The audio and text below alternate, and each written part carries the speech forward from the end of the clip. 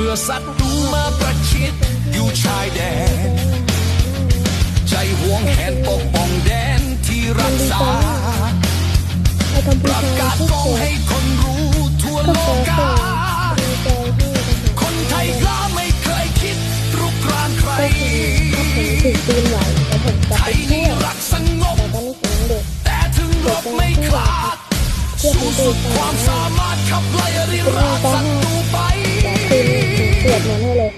นี่คือแผ่นดินไทยพ่อกูอยู่ปู่กูตายที่ตรงนี้ยืนหยัดตรงปัตภีเพื่อลูกหลาน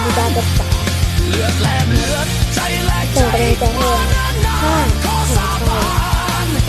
จะปกป้องแผ่นดินไทยกับความที่เขามาเอาเพลงไทยของเราไปนะครับ